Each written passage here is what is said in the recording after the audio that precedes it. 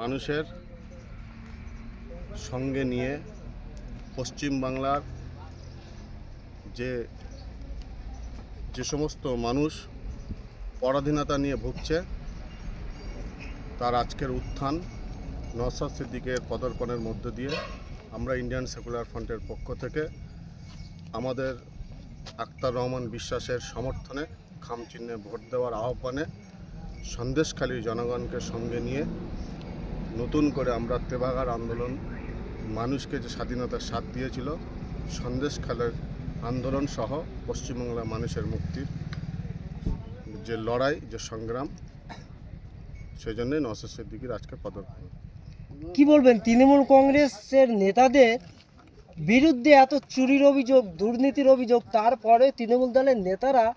অস্বীকার করছে যে আমরা দুর্নীতি করিনি, চুরি করিনি, তবে তার প্রমাণ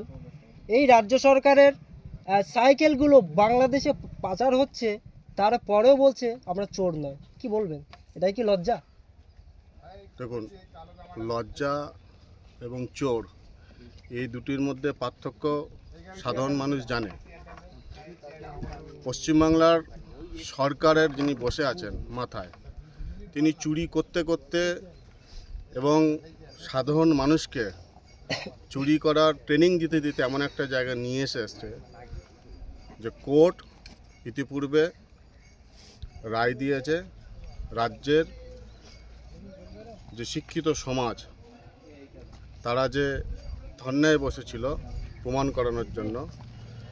এই যে 26,000-এর ঊর্ধ্বে শিক্ষক নিয়োগ যে বাতিল হলো, অবৈধ সার্টিফিকেট দিয়ে যে চাকরি নেওয়া যায় এবং অবৈধভাবে সরকারি রেশন যে বিক্রি